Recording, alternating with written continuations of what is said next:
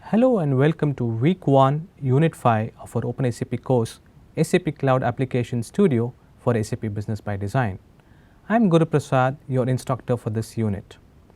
In the previous unit, we saw what a business object is, what it is composed of, and then created business objects as per our user story.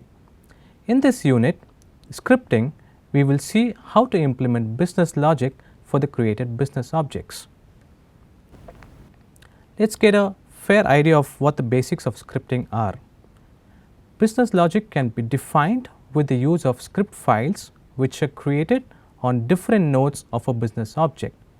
These script files can be created on various events and on custom actions defined as part of the business object.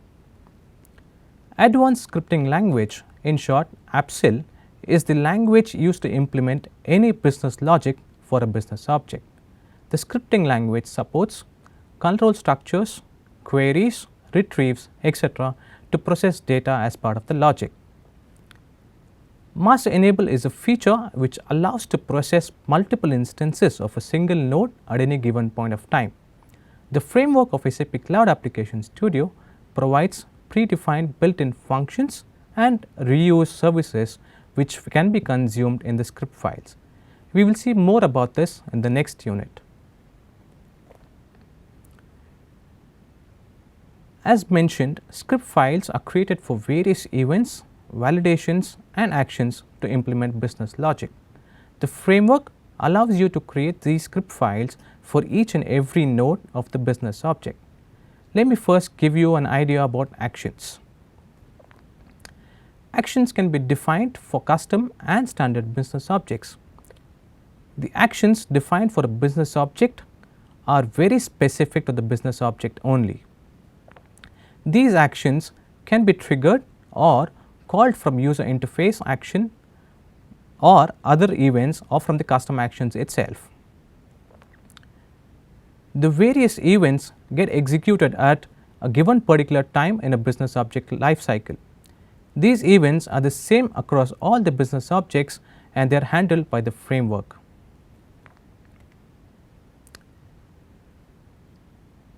Events and validations. As mentioned in the previous slide, there are various events and validations of a business object which are executed during a life cycle of a business object.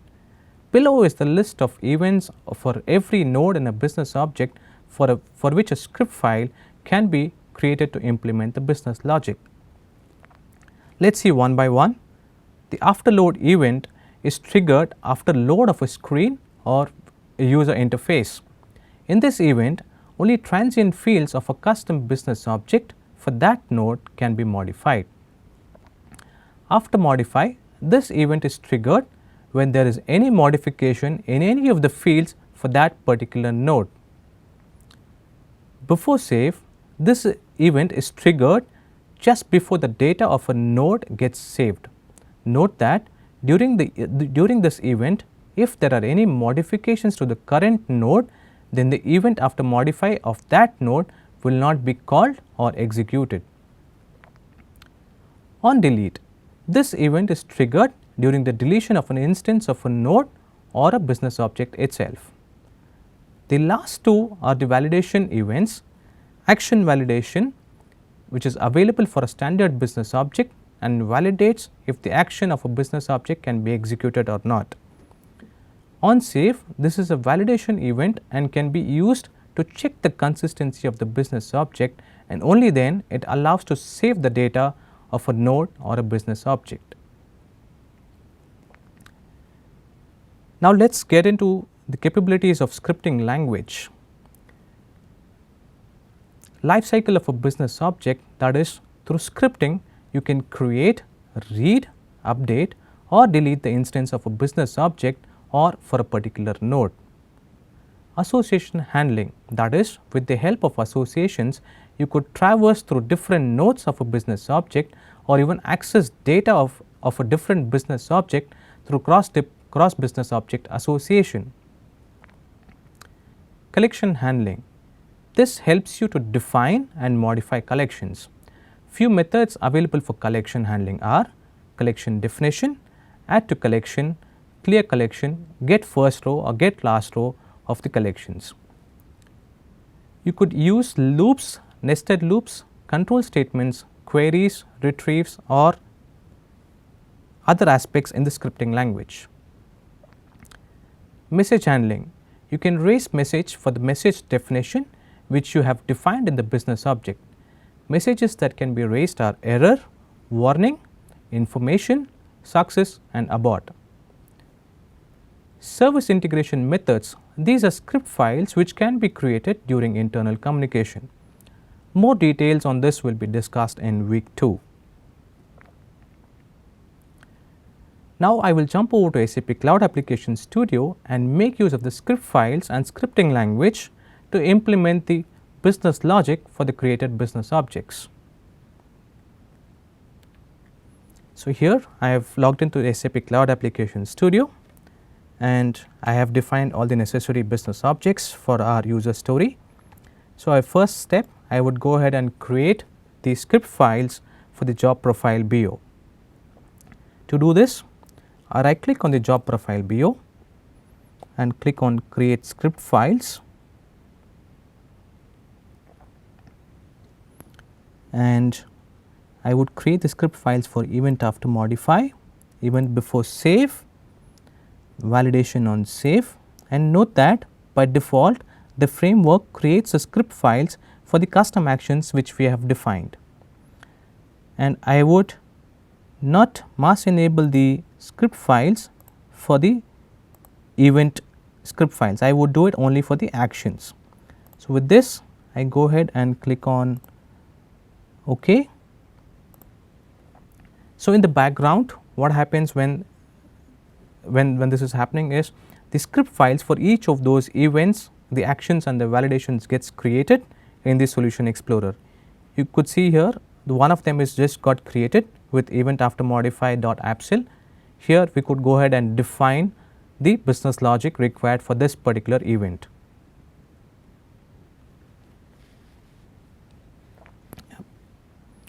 So, the script files have created.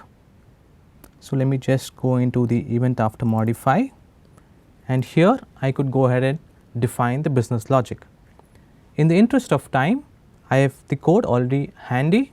I would copy paste from there and then I would explain the code.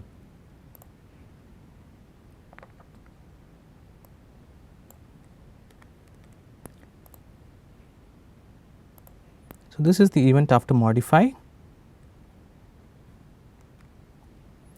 So, in the demo we saw that when I enter the employee ID of the hiring manager name is defaulted. So, this is the piece of code which gets executed for that. I see an error that the identifier employee does not exist, which means the employee business object namespace has to be imported. So, I do an import.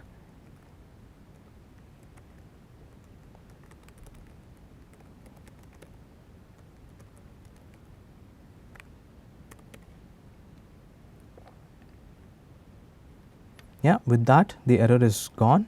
So, what I am doing here is I am checking if first the hiring manager ID is not initial, and then I am navigating to the employee BO through the identification node and retrieving the instance of the employee. So, for that I am passing the hiring manager ID whatever is entered on the screen. This refers to the instance of that particular instance which you are working on. So, here when the user enters E0001, it refers to that particular hiring manager ID. Based on that, the employee instance would be retrieved, and then I navigate to the root through the association, and then from there we navigate to the current common and fetch the business partner formatted name. Similarly, I would go into the event before save script file.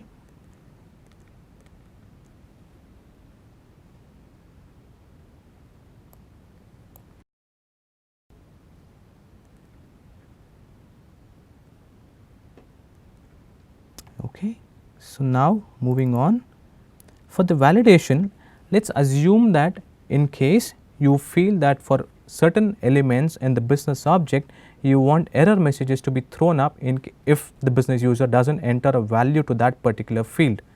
So, for that I have enhanced the job profile BO with the keyword raises and the message name as employee type mandatory, and here I have defined the syntax or the text for that, the keyword message, the message name, the text and the text itself in the double quotes. So, now let us say if the user does not enter any value to this particular field, that is the employment type, I would then have to go ahead and throw the error message. So, this is the syntax for that.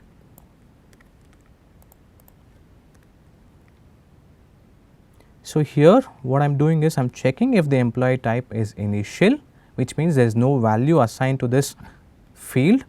Then I raise the message with an error, okay. And I move to the other script file. Let us say I want to go to publish.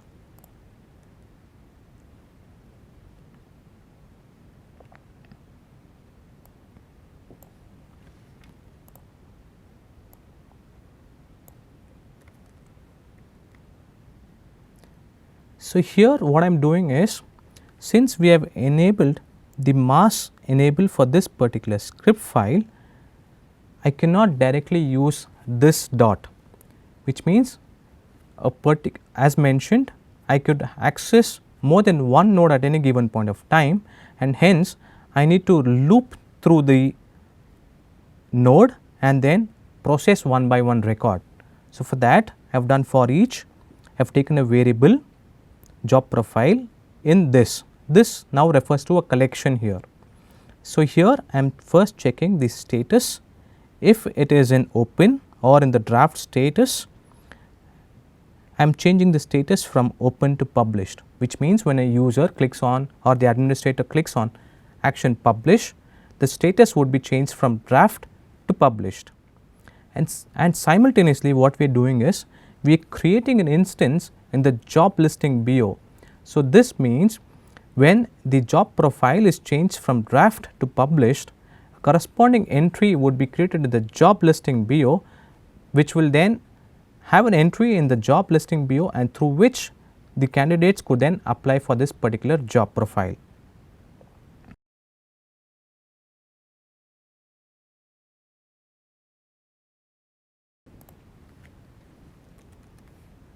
So, I get an error here for the field. Let me just correct this.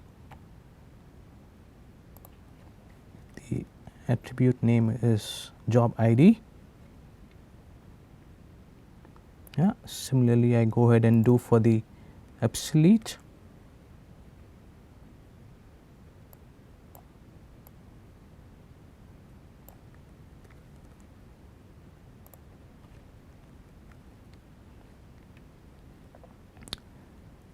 Now, here the same concept, I have done a mass enable, and here first before making the job profile to obsolete, we are checking the status if it is in the draft status or in the published status. Then we go ahead and set the corresponding job profile instance to obsolete, and once this is set to obsolete, I need to ensure that this job profile listing would not be available for the candidates to apply. So, hence I do a query on the job listing BO and then go ahead and delete that instance. So, for that I do a query on the job listing BO, job listing dot query by elements, and then I create the selection parameters for that particular query, and through that query I pass the parameters, that is the job ID, and then I pass the other attributes like the inclusive or the exclusive option, equal to, less than, greater than, between. These are the options available. For now I have kept inclusive and equal to, and I provide for which particular job instance I would like to go ahead and delete. So, now once you have done that, you get a result set. Once you execute the query, you get a result set. From the result set, I am going to go ahead and delete that corresponding instance. Similarly, you could do it for action close.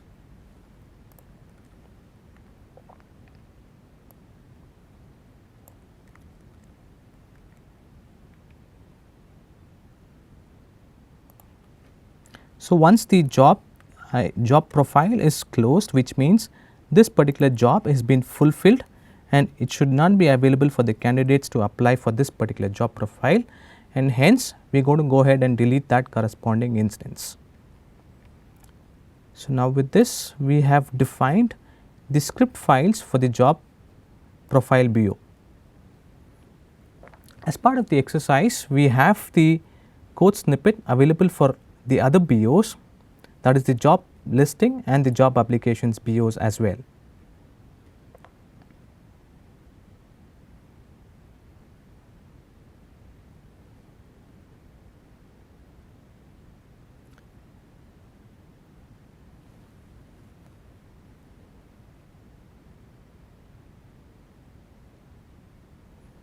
Okay, the object is activated. In the interest of time, what I have done is I have already created the script files and copy pasted the code for the other BOs. Let me just quickly go through them. Let us say for the job listing BO, once the candidate applies for the particular job profile, here again as already mentioned in the job profile BO, for the action scripts I have done a mass enable. So, I process the records one by one. So, I have a for loop here, and then I set the indicator for this applied field to true, which means for this particular job profile I as a candidate have applied for this particular job, and hence I set this to true. And once that is done, I am creating an instance in the job applications BO where I just do a dot create of that particular job applications BO, and I pass on the respective fields whatever is required. And also note that I create the child instance of the job profile BO where I would say that for this particular job profile these many candidates have applied for this particular job profile. And similarly for the action withdraw, here you would set to false, and then you would correspondingly delete the instances from the job applications and from the job profile BO. In the job applications, once the manager accepts the corresponding application from the candidate, the instance would then corresponding to the job profile child node instance the status would be changed to accepted in the offer status code, and then the administrator could go ahead and release the offer. In case I select reject, and then the administrator would be informed that this candidate has been rejected.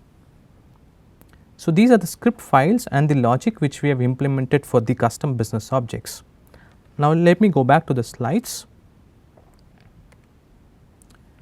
With this, we come to the end of week 1, unit 5 on scripting overview, and below is the summary of this unit. We got an overview on scripting, created various script files for business objects, and finally, we implemented business logic for the created script files. The code snippet for each of the script files for all the business objects are available in the exercise for this unit. Kindly make use and try and implement them in your solution. In the next unit, we will discuss more about scripting. Until then, take care and have a good day. Thank you.